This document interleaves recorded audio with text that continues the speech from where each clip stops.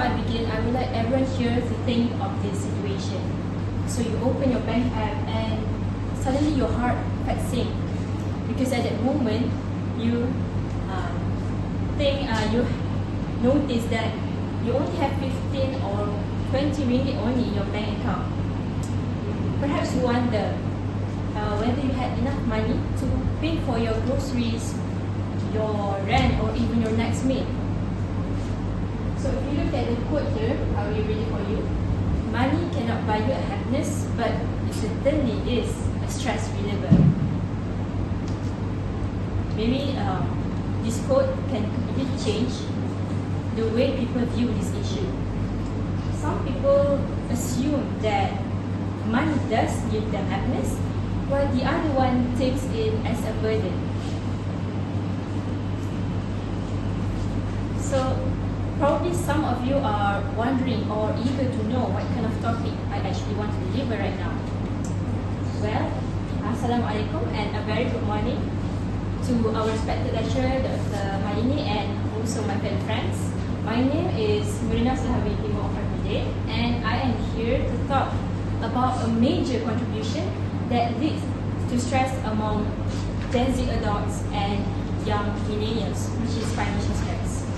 So during this speech, I will take you through the meaning of stress, the financial stress, discuss the challenges that many young adults face today, and introduce several practical solutions to overcome it.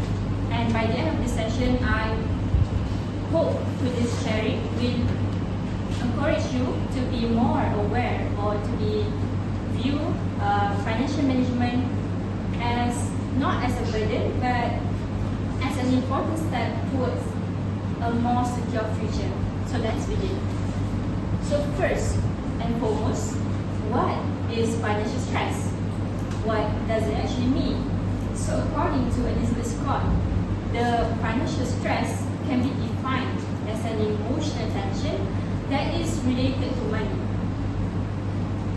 So earning too little to cover up your living expenses or receiving low wages cause stress for many people as they are uncertain whether the earning will be enough for just a month. And in the previous years, people were not aware that they were experiencing it. Now, even the younger generations could not bear the stress. So according to an article by Anna Mataris, a survey found that adults aged 18 to 34 years old experience higher levels of financial stress compared to older adults, with 67% identifying financial concerns as the primary source of daily stress.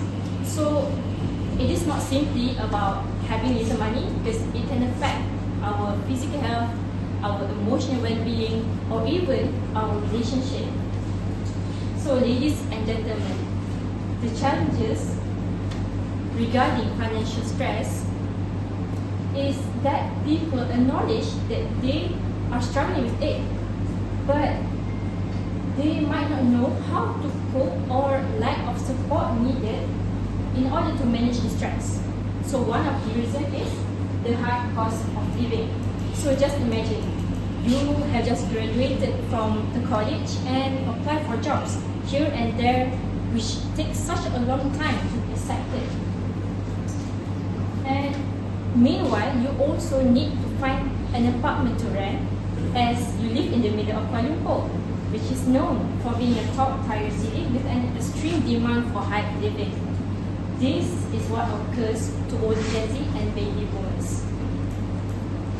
So, living in a capital city means you are required to spend big expenses for everything, including your utilities, your food supplies, or even your health care. Another reason is the rising debt. While people are struggling to earn money, the debts they had to settle continue to rise.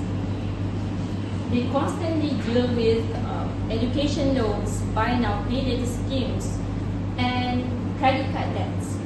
In addition, many adults also feel pressured to keep up with the lifestyle they see around them.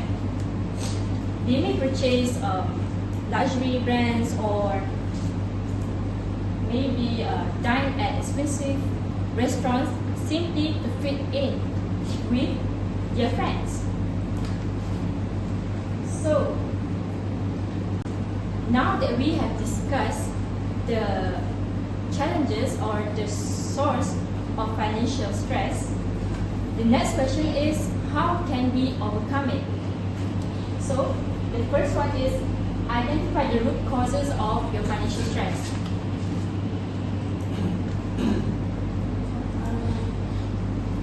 So, ask yourself whether it comes from unpaid bills, excessive spending, or maybe insufficient income.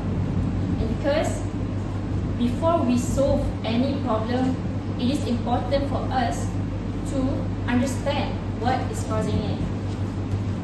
And the next one is the 6-month safety net, which means we need to start building our emergency fund.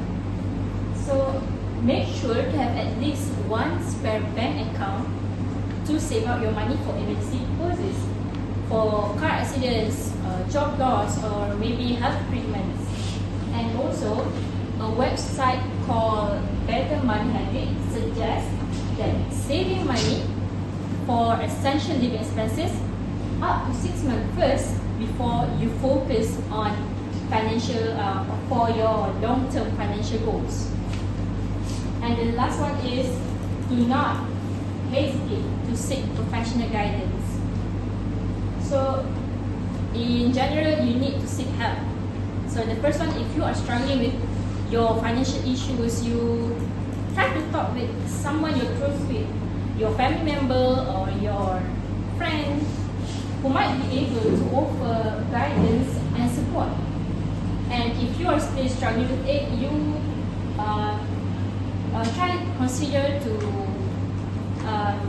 find the counselors or organizations that might help you. So in conclusion, financial stress should not be taken lightly, considering it leaves a big impact on individuals. And the choices we make today, no matter how small, can shape our financial future. It is whether it is creating your budget, building an emergency fund, or simply thinking twice before making any purchases. The responsible of financial decision helps you to brings one step closer to financial security. Hence, it is really crucial for everyone, including people in school right now, to acknowledge your source of stress before it becomes overwhelmed. So remember, financial well-being is not determined by how much we earn, but how wisely we manage what we have. I hope this sharing will has encouraged you to be more aware of your financial habits, and it can help you in order to practice a more healthier lifestyle. And that's it from me. Any questions? Is financial stress more about mindset than money? Okay, thank you, Ain, for the question. For me personally, I think financial stress is not about money, but it is not about mindset either. It's the connection between the two. So when money can trigger stress, the mindset influence how we cope the problems regarding money. So focusing on one aspect only will not help you to solve the problems. Rather, you have to include the two aspects in one, so that it can be prevented from you become overwhelmed. Is budgeting enough to solve financial stress? Right. Thank you, Sophia, for the questions. For me, I think budgeting is not enough because so imagine when someone has lost their job or maybe has low income, and they may also need additional supports like counseling or maybe their debts being restructured again, so that it can be maybe more efficient than budgeting itself. I hope it may answer your question. That's all from me. Thank you.